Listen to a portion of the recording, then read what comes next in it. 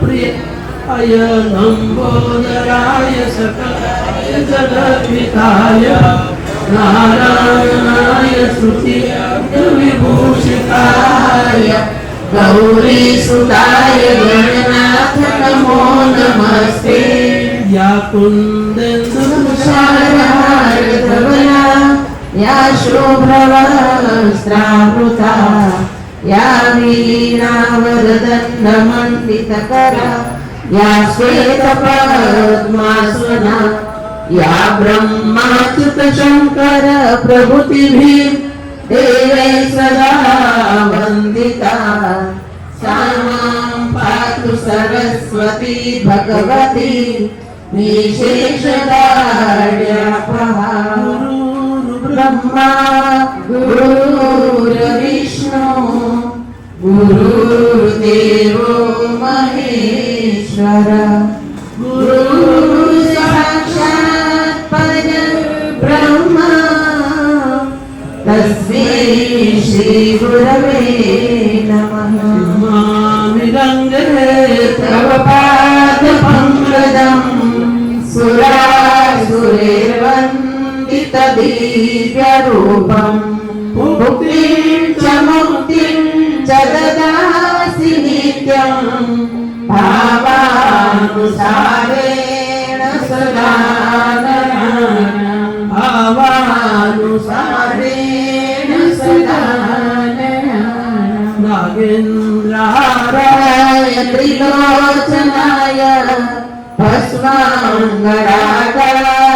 महेश्वराय नित्याय शुद्धाय दिगम्बराय तस्मै नकाराय नमः शिवाय। दुर्गे स्मृता हर्षिभीतिमशेषदन्तो सरस्ते सुधामतिमतीव शुभं ददासि। दारिद्र्यदुःखभयहारिणि त्वदन्यं सर्वोपकारकरणाय सदा प्रचित्ता। देवराज सेव्यमान पावनाद्रिपङ्कजं व्यालयग्नसूत्रबिन्दुशेखरं कृपाकरं नारदादियोगिवृन्दवन्दितं दिगम्बरं काशिकापुरादिनाथ कालभैरवं भजे। काशिकापुरादिनाथ बडुकभैरवं भजे। मनोजवं मारुततुल्यवेगं जितेन्द्रियं बुद्धिमतां वरिष्ठं वातात्मजं वानरयोथमुख्यं श्रीरामदूतं शरणं प्रपद्ये। ब्रह्मा मुरारी श्रीपुरान्तकारी भानो शशि भूमिसुतो बुधश्च गुरु स शुक्र शनिराहु केतव सर्वे ग्रहा शान्तिकरा भवन्तु। विरामं रणरङ्गधीरं राजीवनेत्रं रघुवंशनाथं कारुण्यरूपं करुणाकरन्तं श्रीरामचन्द्रं शरणं प्रपद्ये। सच्चिदानन्दरूपाय विश्वोत्पत्त्यादिहेतवे तापत्रय विनाशाय श्रीकृष्णाय वयं नमः। शङ्खचक्रं सकिरीटकुण्डलं शपीतवस्त्रं सरसीरुलेक्षणं समारवक्षं स्थलकौस्तुभश्रियं नमामि विष्णुं शिरसा च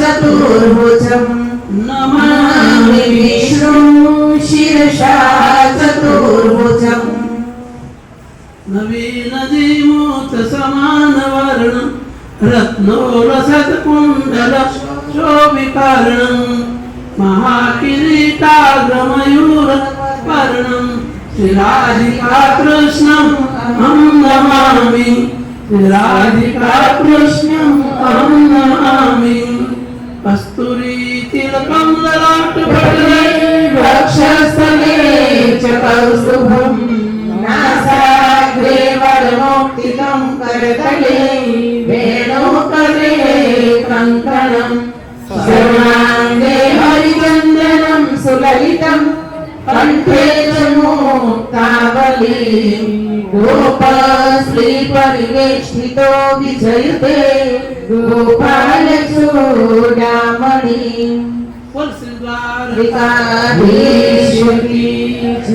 श्रीमद् भागवत भगवान श्री सत्यनारायण देव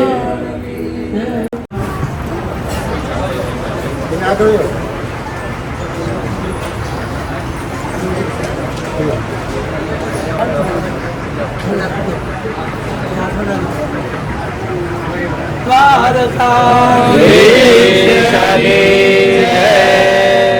रामचंद्र भगवान की जय महाराज की जय देव की जय सनातन धर्म की जय पार्वती पते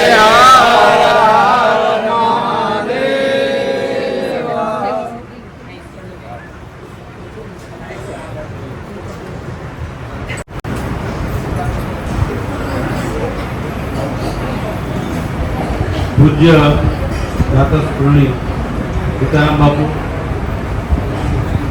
तथा शिवकुंज आश्रम अधेवाड़ा सेवा परिवार माताओं અને ભાઈઓ આજે હનુમાનજી મહારાજનો ભાગીતા દિવસ એટલે હનુમાનજી મહારાજ વિશે કંઈક થોડીક વાતો મને કાંઈ મળી છે વાંચતા એ અહીંયા હું રજૂ કરું. આમ તો ભાગવતમાં જે છે એક ગોકર્ણ ગીતા આવે છે, કપિલ ગીતા આવે અને ભગવાને અર્જુનને સંભળાવ્યું એ 3 ગીતા આવે. પણ રામચંદ્ર ભગવાને જે છે એક ગીતા જે છે એ એના પરમ સેવક હનુમાનજી મહારાજને સંભળાવેલી અને એ વાત જે છે એ રામાયણમાં કે પ્રસંગ આવતો નથી, પણ સ્કંદ પુરાણમાં જે છે એ હનુમાનજી મહારાજને જે રામચંદ્ર ભગવાને જે વાત કરી એનો પ્રસંગ જે છે એ હું અહીંયા પૂજ્ય બાપુની કૃપાથી તમારી સમક્ષ જે છે એ રજૂ કરું છું. રામચંદ્ર ભગવાને જે છે એ રાવણ કુળનો સંહાર કર્યો. રાવણ કુળ એટલે બ્રાહ્મણનું કુળ અને બ્રાહ્મણનો સંહાર કર્યો એટલે ભગવાનને પણ જે છે એ બ્રહ્મ હત્યા લાગી. કારણ કે આપણે જે કંઈ કર્મ કરીએ કર્મ કોઈને છોડતો નથી. એટલે આ ડંખ જે છે એ પરમ કૃપાળુ પરમાત્મા રામચંદ્ર ભગવાનના મનમાં પણ હતો કે મારાથી જે છે એ અસંખ્ય જે છે રાવણ કુળનો સંહાર કર્યો, અસંખ્ય બ્રાહ્મણોનો મેં સંહાર કર્યો છે, તો આમાંથી મને મુક્તિ કઈ રીતે મળે એવી એના મનમાં પ્રભુના મનમાં પણ જે છે એક દ્વિધા હતી. એટલે રાવણના કુળનો હણ્યા પછી એ અયોધ્યા તરફ પ્રયાણ કર્યું ત્યારે રસ્તામાં જે છે એ ગંધમાદન પર્વત આવ્યો અને ત્યાં જે છે પ્રભુને મળવા માટે ઋષિ મુનિઓ, બ્રાહ્મણો અને વિદ્વાનો બધા આવ્યા અને એમણે જે છે એ પ્રભુને નમસ્કાર કર્યા અને પ્રભુને વિનંતી કરી કે પ્રભુ અમારા લાયક કોઈ કામકાજ હોય તો તમે અમને કહો. ત્યારે ભગવાને જે છે એ કહ્યું કે હે મુનિવર્યો, ઋષિઓ, કે મેં આ રાવણ કુળનો સંહાર કર્યો છે એટલે મને જે છે બ્રહ્મહત્યા લાગી છે, તો આ બ્રહ્મહત્યામાંથી મારે મુક્તિ કેમ મેળવવી, એનો કઈક તમે ઉપાય મને કહો. ત્યારે વિદ્વાન બ્રાહ્મણોએ જે છે એ પ્રભુને કહ્યું, પ્રભુ કે આપ તો અમારી કરતા જે બધું જાણો છો, છતાં જ્યારે તમે માનવ રૂપે જ્યારે અમારી પાસે વિનંતી કરો છો ત્યારે એક એનો ઉપાય છે કે આવતીકાલ સુધીમાં, મુહૂર્ત આપ્યું બ્રાહ્મણોએ કે આવતીકાલે આ મુહૂર્ત સુધીમાં કૈલાસ પર્વત ઉપરથી શંકર ભગવાનનું બાણ લાવી અને અહીંયા જો પ્રસ્થાપિત કરવામાં આવે અને તમે એની આ સમયમાં પૂજા તમે કરો તો જે છે તમને બ્રહ્મહત્યામાંથી મુક્તિ મળે, એ વગર મુક્તિ મળે નહીં. કારણ કે બ્રહ્મહત્યાની મુક્તિ જે છે શિવ સિવાય કોઈ આપી શકે નહીં.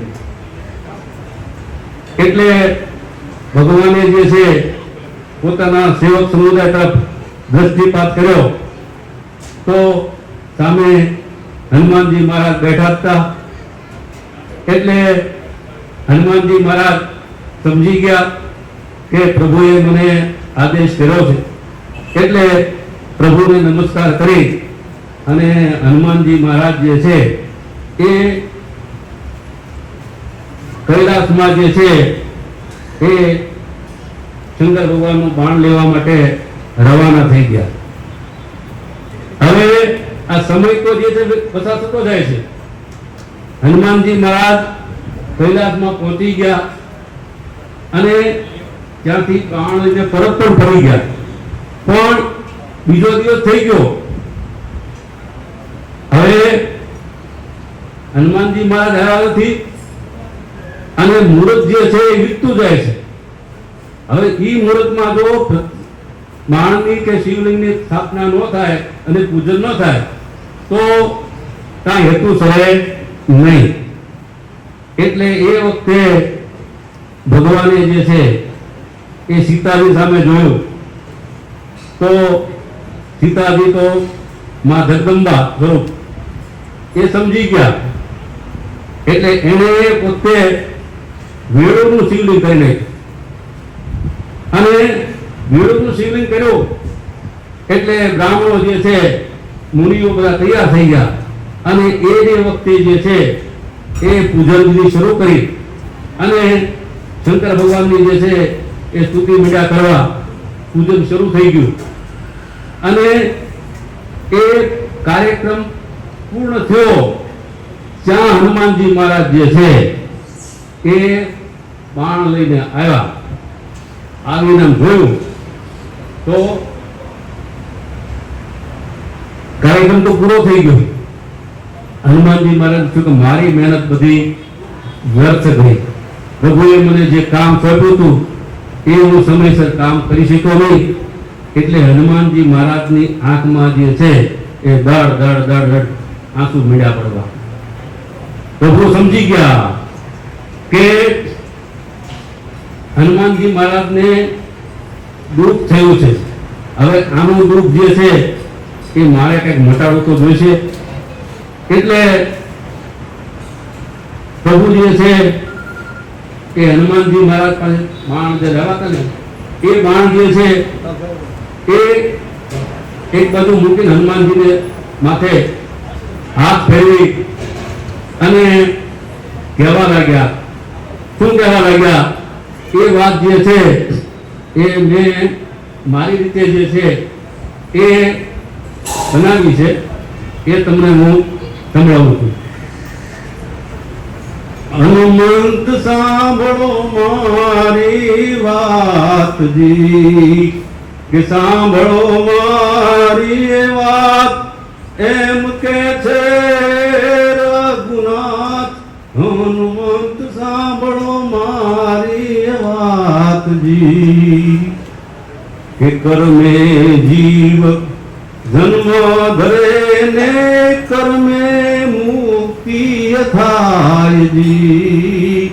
કર્મે જીવ એ જન્મ ધરે ને કર્મે મુક્તિ થાય જી.